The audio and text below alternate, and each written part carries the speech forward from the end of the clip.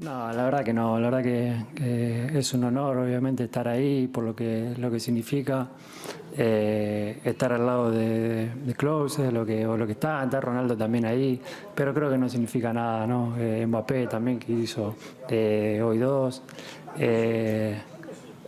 Al final es estadística y nada más. Si bien es un orgullo poder competir con todo ello, no significa nada. Para mí, Ronaldo, de lo que yo vi, fue uno de los más grandes y no está primero. O sea que queda solo en una estadística. Well, what are the papers saying? Ole says, no te canses nunca, translating to you never tire, and having a play on words with Kansas and Kansas since the match was played out in Kansas. Now, Lahu, there are so many things that can be said about Messi's performance last night, but I'm going to give you the task of summarizing it in just one word. Oh, I mean, where do we go? Mind-blowing, legendary, she said one word. Iconic. Those are all one words. Guessing trivia. I mean, we could do Messi trivia. I'm going to go mind-blowing because at 38 years old, we know what Messi can do. There's concern about the hamstring. The hamstring's okay. Fellas, we can agree with that. But my mind was blown at just the ease at which he was able to get the hat trick. He did whatever he wanted. And you see him. How many players do you know in world football at 38, he's about to turn 39 in a week from today, that just score a hat trick, and you see him in the presser, and it's just another day at the office for Messi. It's ridiculous. I think we're running out of words for him. Unsurprisingly brilliant on the night in the game. All one word. Yeah, I mean, I don't know. Is there anything that hasn't been said about Messi? I know everyone wants to rank everything, right? I get it. I understand why we do it. I understand why people want to. Is this guy better than this guy? I told you that we were on a show a year ago, and I said, you know what? I'm just going to enjoy Lionel Messi for however long he's here in the States playing in MLS, however long he's playing through this World Cup. Let's just enjoy the brilliance. Like the guy is so special. He's been so special to our game. I don't think anyone thought he was going to sit this World Cup out, although there was conversations about this even from him. But my gosh, man, the guy just never ceases to amaze. He truly doesn't. Now, of course, when Argentina won the last World Cup, I felt like that really ended the debate of who's the best player in the world, Messi. But of course, since then, Marcelo, he has joined MLS, and people downplay the level of play in MLS. So I feel like maybe he's gotten away from, is he the best player in the world? Well, he is just 1 week shy, as we mentioned, of 39. Would you say that he is still the best player in the world? I'm sorry, I had to come to you. Being Argentinian. Being Argentinian, let me just say, you know what a pleasure it's been to watch Ronaldo and Messi go at it back and forth.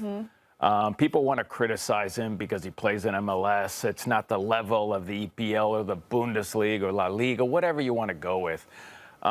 He walks on the stage, being out from a hamstring, and he showed the rest of the world that it doesn't matter where you play.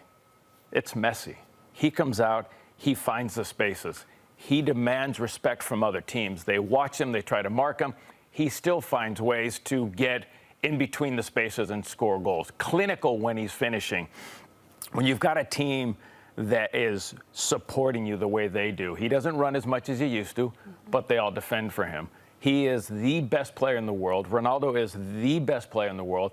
And it's been a pleasure. And like Tony said, I'm going to sit back and I'm going to enjoy it. If we get one more year out of it, and MLS, we get 2 more years or 3 more. I'm going to sit back and enjoy it because this will never happen again. 2 players like this in the world of football going at it back and forth. We're in heaven. We got to enjoy it. We'll take it as long as we can. Yeah. So you guys in the comments, let us know if you think that Lionel Messi is still currently the best player in the world. But let's take a look at SofaScore and the ratings that they've given players over the years. Messi has had 55 perfect 10 performances. You look at the next 2 under them, Mbappe 19. Who do we have at 18? Neymar, duh. Neymar at 18, who we don't see on here. Cristiano Ronaldo has 13. So, I mean, it speaks for itself, Lahoud. Yeah, look, I'm not going to be as kind as you guys are. I think there's no debate for me. Lionel Messi can check one thing. It's his pocket, which has a World Cup in it, as well as Champions League trophies that Ronaldo does have. But when it comes to just doing what he's doing, Lionel Messi's a freak of nature. Yeah. some of the dropping of the shoulder, some of the passes, some of the vision. There was a moment, I think it was in the second half, where maybe in the 60-something minute, 65th minute, where Enzo Fernandez is made a run into the box. He's already made the run 5 seconds before. Messi touches the ball, has his head up, he hits it. Fernandez still has time to kind of calculate his run, for lack of a better term, and the ball lands right at his feet in front of goal. You don't have to calculate anything. Absolutely. So for me, just you look at the players at this World Cup, and there's some great players. Kylian Mbappe, great player. Michael Olise, which we'll get into. Finisher. I don't know about great player. This is interesting you say this. Go ahead. Yeah, Kylian Mbappe, great player. Michael Olise, great player. Harry Kane, great player. There's all those players, and then there's Messi. I think he's a level above everyone right now. And the difference between, I've been thinking about this a lot, right, as we head into the World Cup. The difference between, like, we're going to talk about Haaland we'll talk about him today, but at some point with regards to those World Cup numbers, Haaland, if they keep playing in World Cups, is going to be there, right? Mbappe, there's finishers. The thing about Messi, there's an elegance because he's always on the ball, right? Erling Haaland is never going to be a guy where you're looking at the entire game. We're always going to judge Erling Haaland by the numbers, right? How many goals does he score? And that's his job. Yep. But Messi, we have an eye test barometer all the time. Yep. Dribbling past players, 1-2s to unlock different plays in the game. Like, he's constantly in the mix of things. I get it. He doesn't run defensively. You know what? If I coached him, I wouldn't ask him to do anything defensively. Just get it done where you need to get it. But there's a difference between some of those types of players because he's constantly with the ball at his feet. So we're seeing him do so many different dynamic things, which separates him from so many different players. I have a quick question about something that happened in the match yesterday. A moment where Messi got a little bit of a tackle on the opposing player, didn't get a red card, didn't even get a yellow card in that game, and it would have completely changed everything we're talking about now, Marcelo. Let me cut you out of the conversation. No, listen. I think that if that's a defender, then more than likely it's a yellow or a red card. There's no doubt about it. You give Messi a red card, you're the referee that gives him a red card in this game. I think that, one, you'll get beat up on social media. They're going to look at you picking on Messi. Does he get treated differently? 100%. Just like Ronaldo, just like Mbappe, just like Zidane did in the old days. You want to keep going? So there's a little bit more of a lenient, we'll say, rule for Messi, I feel. And it's because we want to see guys like that on the field. So I think was it on purpose? That's the question. Was it malicious? That's the intention of the referees. They've got to make that decision. You know what I mean? I have a hard time believing that you were going to give him a red card for that. One thing also people were saying is that the ref was consistent with his calls, which is maybe why he didn't end up calling that.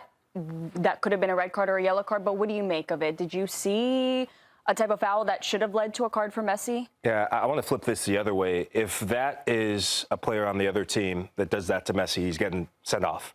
If that's any other player at the World Cup that does that to Messi, they're getting sent off. So I think what you said is there is special treatment because you want your best product at the World Cup. And in your opening match, if you send off Messi, and it's not a perfect thing, VAR is not perfect. Montes in Mexico got a red card for less than that. Yeah. So I think there's different And rules. If that was Cuti Romero coming in, who's got a reputation for being, a hard tackler and getting thrown. Enzo. Yeah, Enzo, and, Otamendi over the years. Like, if it's one of those guys, I think it's a red card. I think there's no doubt they kind of turned a blind eye to that one a little bit.